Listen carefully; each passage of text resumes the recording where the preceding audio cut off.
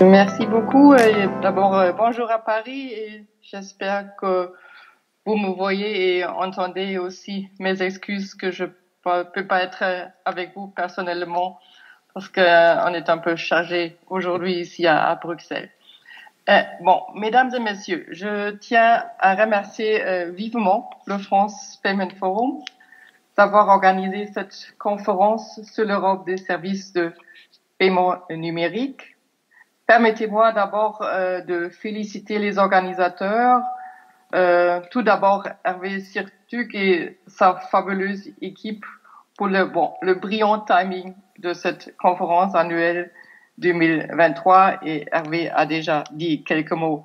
En effet, c'est toujours pas tout à fait sûr comment se développe l'agenda de la Commission européenne, mais bon, bref, vous avez eu de la chance parce qu'en effet, aujourd'hui, nous sommes au lendemain d'un jour important pour le secteur européen des paiements, celui de l'adoption par la Commission européenne d'un paquet de plusieurs propositions législatives, deux propositions qui vont remplacer l'actuel DSP2 et la directive sur la monnaie électronique. Nous avons une troisième initiative qui concerne le cadre et les modalités de l'euro numérique, une quatrième qui porte sur l'accès et l'acceptation du cash, et une autre proposition qui, même si elle concerne moins le paiement, porte sur l'accès aux données financières. On l'appelle FIDA, Financial Data Access. Et ce paquet-là, et c'est un grand paquet, beaucoup de choses à lire, constitue pour nous un tournant pour le secteur de paiement, un moment de modernisation, mais aussi de l'adaptation des paiements à un monde toujours plus numérisé. Mesdames et messieurs, inutile de rappeler devant vous l'importance des paiements électroniques européens. Ceux-ci ont atteint une valeur de 240 000 milliards d'euros en 2021 dans l'Union européenne pour 143 milliards d'opérations, un chiffre, il faut le dire, toujours en croissance et aussi accéléré par la pandémie. Une des évolutions principales depuis l'entrée en vigueur de la DSP2 en 2015 a été le développement des virements instantanés en euros. Et ceci, et vous êtes bien au courant, fait l'objet d'une autre proposition législative la Commission européenne a fait l'année dernière. En fait, c'était le premier acte de mise en œuvre de la stratégie de la Commission sur les paiements de détail qui a été adoptée, vous le savez bien, en 2020. Et le but de cette proposition, encore en négociation, mais je crois que c'est très positif parce que je pense qu'on est assez proche déjà de son adoption finale et de pouvoir promouvoir l'offre des virements instantanés afin d'en améliorer la demande. Et le paquet d'hier complète cette initiative. Et il faut aussi le dire parce qu'on reçoit avec des bonnes raisons beaucoup de questions comment tous ces éléments vont aller ensemble. Ce que je voudrais faire aujourd'hui, et je vais prendre quelques minutes de votre temps, est de passer en revue les différents composants et leurs éléments principaux. C'est peut-être pas tout à fait complète, mais il y a en fait beaucoup de choses à dire. Et commençons avec la révision de la DSP2. Et d'abord, je pense que c'est important de dire que cette révision de la directive, comme nous le disons, c'est une évolution, mais probablement pas une révolution. Notre analyse de la DSP2 a montré qu'en dépit des succès importants, des améliorations et ajustements étaient indispensables pour achever un vrai régime européen qui tient compte des défis actuels. Et notre proposition est axée autour de 4 éléments principaux. Je vais vous expliquer brièvement. Premièrement, et très important, la lutte contre la fraude. En dépit de, comme on dit en anglais, strong customer authentication, la fraude est malheureusement toujours en hausse, en particulier la fraude dont la victime est manipulée pour la faire effectuer un virement à un compte frauduleux. Nous proposons un ensemble de mesures pour adresser le problème. Une généralisation à tous les virements en toutes devises de l'Union du système de vérification entre l'IBAN et le nom du destinataire, ce qui est en fait un élément qui est déjà dans le texte législatif sur le virement instantané en euros. Une obligation des prestataires de services de paiement d'accroître l'information de leurs clients sur la fraude. Je suis au courant qu'il y a toujours quelques difficultés de fournir plus d'informations, mais je suis sûre on va faire ça d'une façon proportionnée, et c'est vraiment important aussi qu'on a les prestataires à bord. Troisièmement, une base juridique pour que les prestataires de services de paiement puissent s'échanger de l'information en matière de fraude sans enfreindre les règles sur la protection des données personnelles. Et ça, c'est vraiment un aspect. Nous avons beaucoup discuté pendant notre consultation, et c'était un problème ou une discussion qui était très, très important pour nous aussi. Et un droit à la fin au remboursement des virements frauduleux dans certains cas spécifiques et à certaines conditions, aussi à discuter bien sûr. Nous sommes optimistes à la fin que cet ensemble de mesures va minimiser la fraude qui est toujours un problème sérieux. Deuxièmement, et ensuite, nous souhaitons avec cette évolution assurer un niveau de concurrence loyale entre les banques et les autres acteurs de paiement. Nous proposons un renforcement des droits des institutions de paiement en ce qui concerne l'ouverture d'un compte bancaire et la possibilité pour tous les prestataires de services de paiement d'avoir un accès direct à tous les systèmes de paiement, à condition, bien sûr, de se soumettre à un examen des risques et de respecter les règles du système. Troisième axe, l'amélioration du fonctionnement de l'open banking. On a beaucoup discuté de l'open banking, mais maintenant, ce qu'on propose, ce sont des exigences plus strictes et plus claires sur les interfaces d'accès aux données, notamment sur les obstacles qui ne devraient plus être imposés aux fintech. Nos propositions, et c'est important pour moi de le dire clairement, en contrepartie de lever l'exigence systématique imposée aux banques pour la DSP2 de maintenir en permanence deux interfaces d'accès aux données. Et finalement, une meilleure application des règles avec la transformation de la plupart de la règle de la DSP2 en un règlement directement applicable, alors en futur la DSR1 ou la DSR3, comme vous voulez, et les dispositions renforcées sur les sanctions et pénalités. Et à ces quatre axes s'ajoutent autres propositions, et je vais être bref, juste pour vous dire quelques petites idées. Ça concerne notamment aussi de faciliter la distribution du cash, d'avoir plus d'informations des droits pour les consommateurs, et aussi une simplification réglementaire avec la fusion du statut des institutions de monnaie électronique et des institutions de paiement. Et pour nous, ça présente certainement une simplification importante. Et toutes ces propositions, et j'étais vraiment très bref, dans le souci du temps, vont aussi s'articuler avec cette proposition FIDA. C'est en fait une proposition qui étend le régime de la DSP2 à une série d'autres services financiers.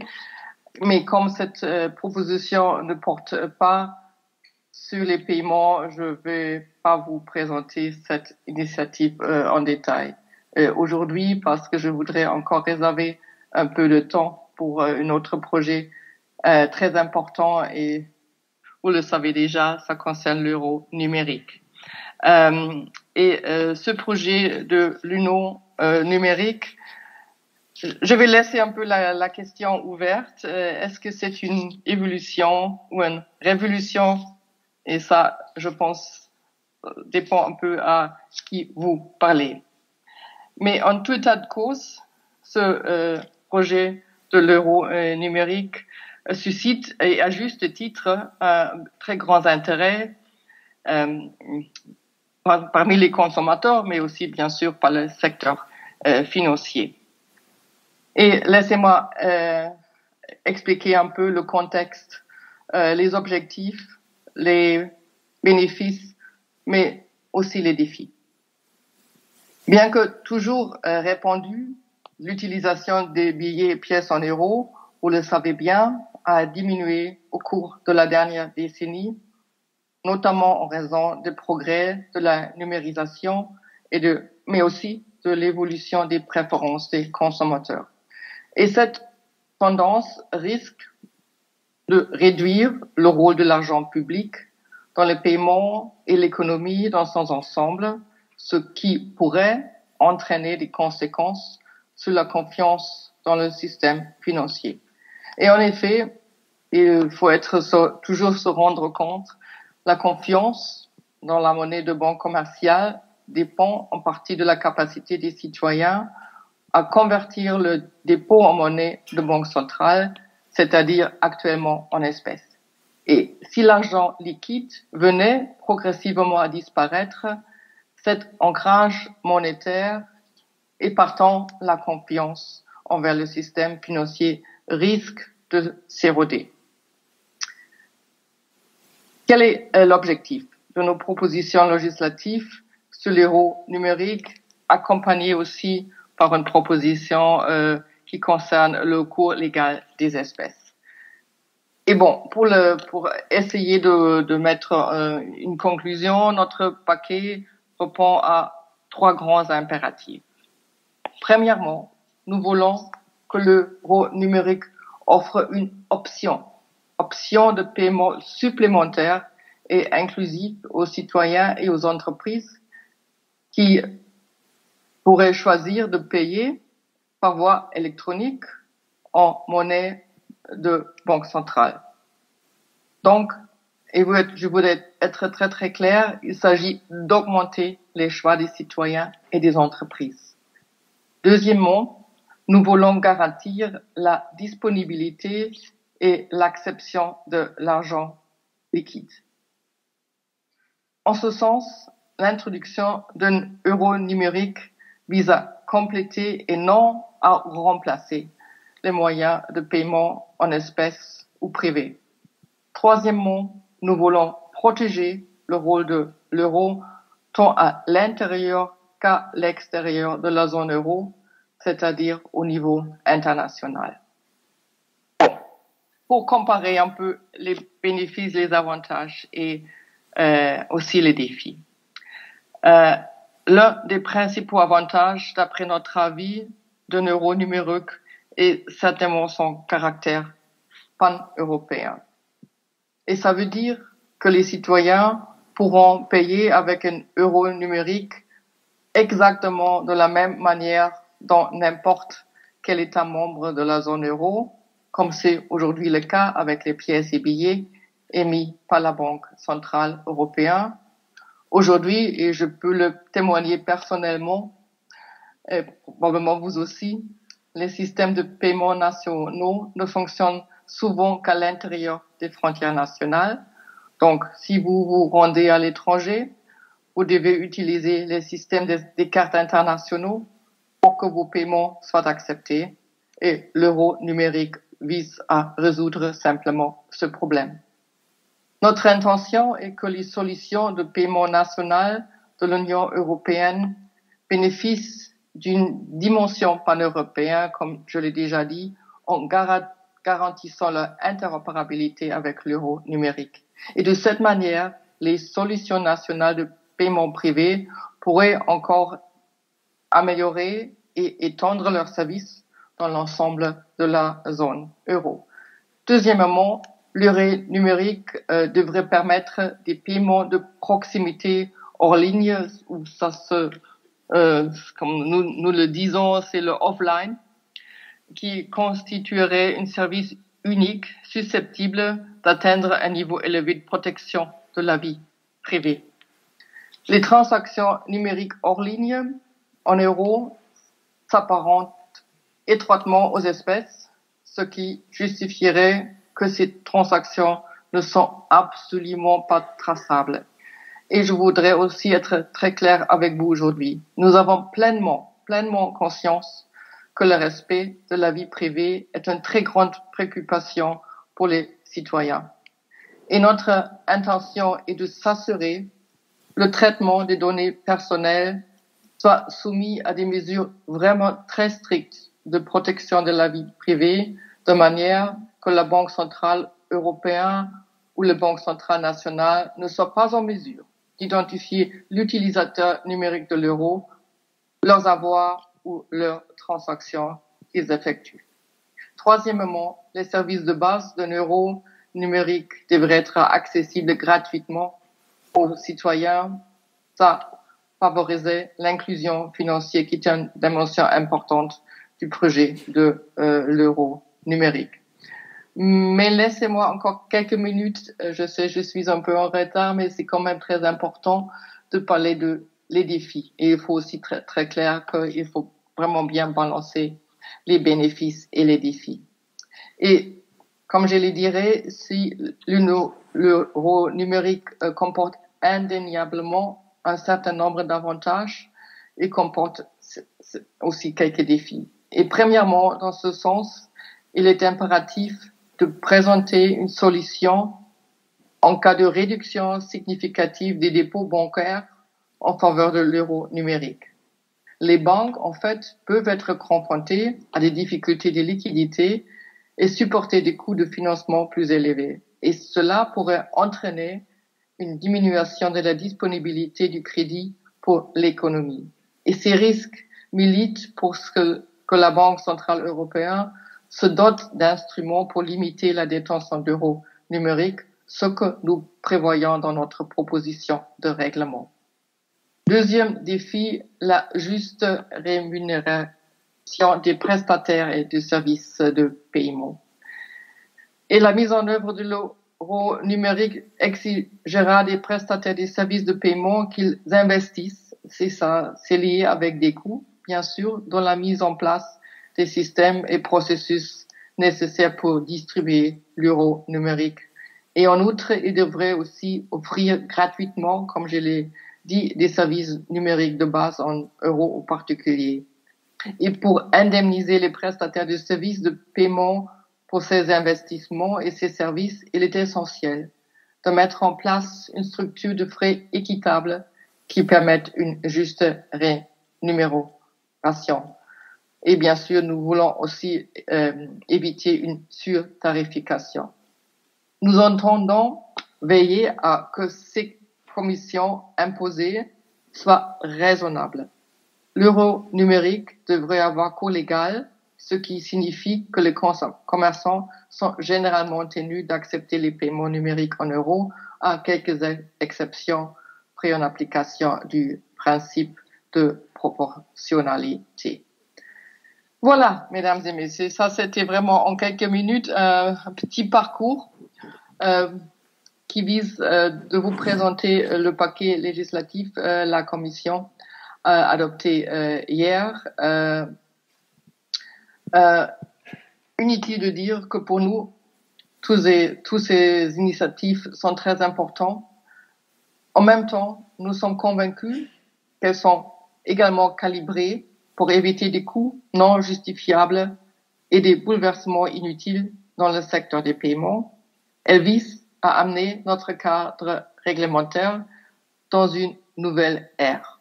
J'espère que vous y trouvez des réponses à vos attentes. Et je vous remercie vivement. Merci beaucoup.